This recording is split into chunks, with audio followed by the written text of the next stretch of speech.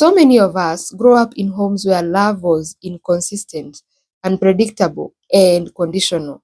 We learned to associate intensity with connection and chaos with passion. So, as adults, we meet someone who makes our heart race, someone who keeps us guessing, and someone who gives us emotional highs and lows, and we think this is chemistry. What if it's not? What if this excitement is your nervous system being activated and not like in a good way? Today, we are going to talk about how trauma wires your body to crave familiarity, even if that familiarity is not safe. Hi, I'm Wangeshi, a therapist specialized in trauma and relationships. And on this channel, I'll be helping you navigate trauma, healing relationships, and your general mental well being. So, if this sounds interesting, make sure to subscribe. So, what is chemistry? Most people describe chemistry as that instant spark, the electricity, the butterflies, the thrill, the obsession. We romanticize it, we chase it. But here's the thing, what we often call chemistry is just our nervous system being activated, and not like in a safe, grounded way, but in a familiar, intense way.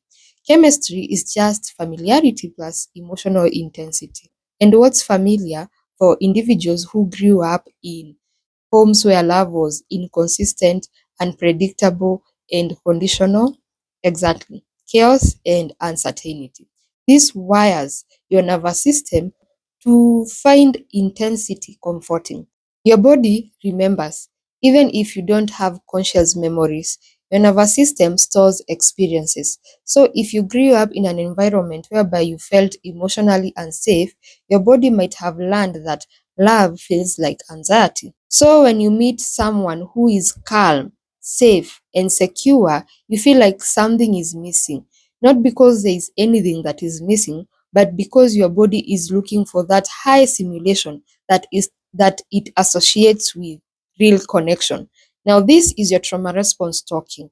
Your nervous system is dysregulated. It's always looking for patterns that match the past. So when you meet someone who triggers those same highs and lows, your body lights up.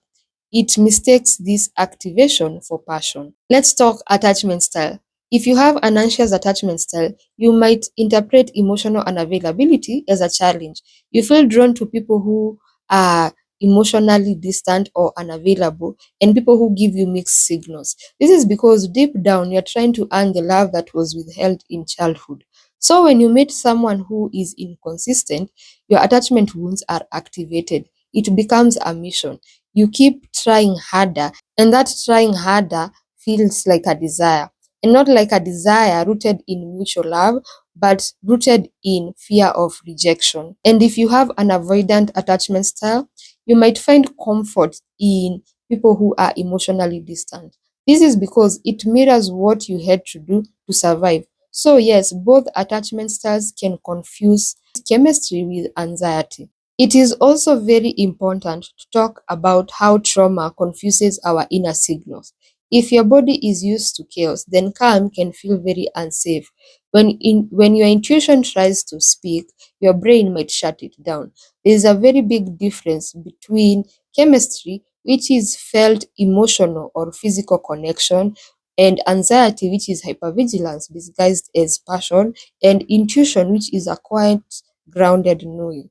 Now, when it comes to trauma, it clouds these distinctions. You might ignore red flags because your nervous system is chasing what is familiar. Here's the unfortunate part, your trauma will keep choosing partners who match the emotional tone of your early emotional wounds. This is because your nervous system is trying to find resolution, whereby it's trying to complete the story, whereby you're finally loved right by someone who behaves like your caregiver, quote unquote, someone who is emotionally unavailable or somebody who gives you mixed signals, but they eventually end up loving you right. This creates the illusion that when this happens, you will heal.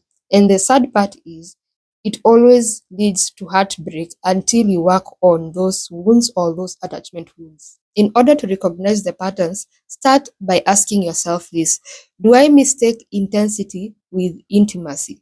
Do I chase people who don't choose me back? Do I call it love when it actually feels like anxiety? Do I feel bored when things start to feel emotionally safe?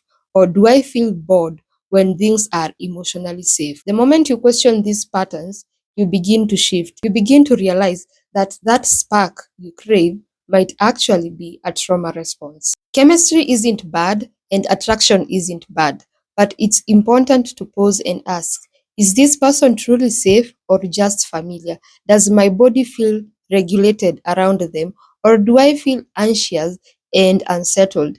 When you start working on your attachment wounds, you notice that even your attractions begin to shift. You start craving relationships that don't just excite you, but also calm your nervous system too.